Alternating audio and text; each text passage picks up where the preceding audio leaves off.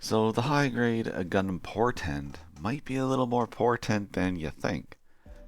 This came out in Build Fighters Try, and initially, I don't know, I wasn't a big fan of the way it looked.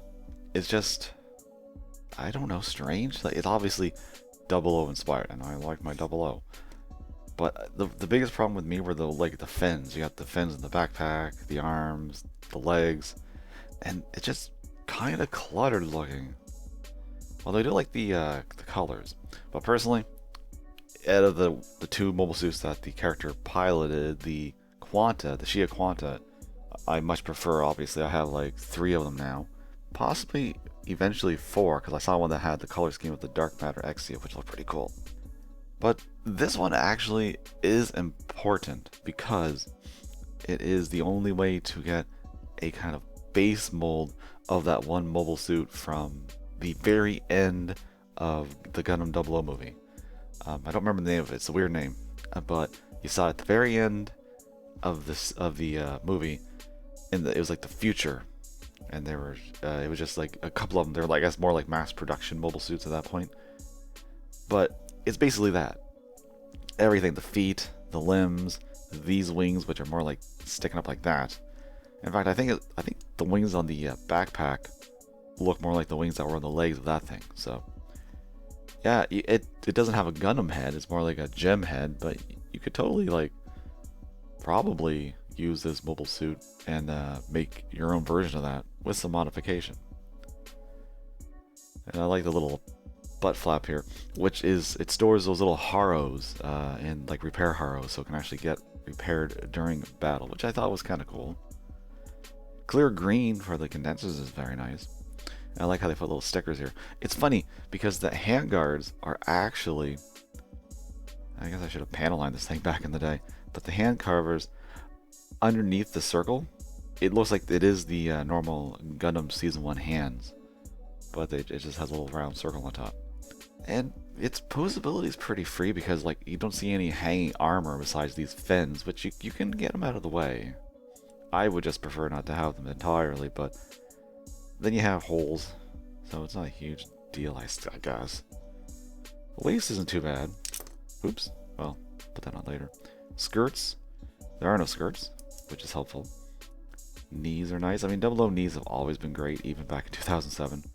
And then you have the feet, which it'd be nice if they rocked a little better, but it's not horrible. This thing's probably, God, it's probably over 10 years old now. Because yeah, Build Fighters Try came out. Oh my god, I'm getting old. Now, its weaponry, it does have beam saber handles on the back, and they were clear green, which you don't get a lot of clear green for 00. I don't think any. Are there any for 00 that were clear green? I don't think so.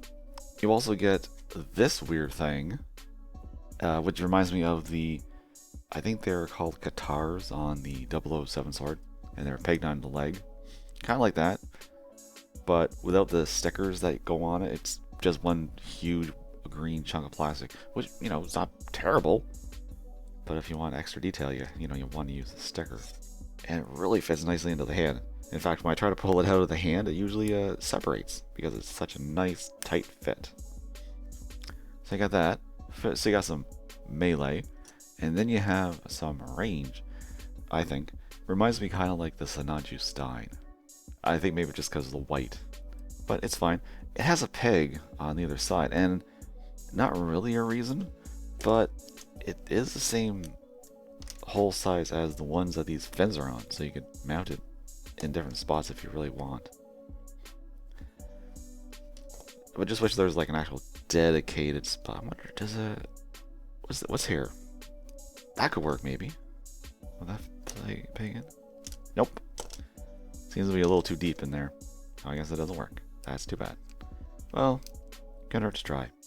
There's also I think it was called the Portent Flyer, which is like kind of like a core fighter sort of thing, which I don't think it used in the actual show.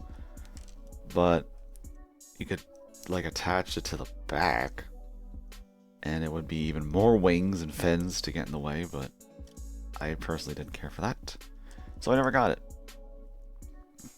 And the funny thing is, I never even think of this mobile suit, even though it is kind of important in a way. As I said, it is representing a mobile suit we never got a model kit of ever, and probably never will, even though they made this. I don't know why they won't do it. Maybe for the 20th anniversary, they'll throw it out. But the reason I actually thought of this thing, and I decided to make a video about it, is because of this guy, the Transient Gundam, which is part of the team with the Portent. But this is the one I've already looked at. It's the like really cool chrome silver.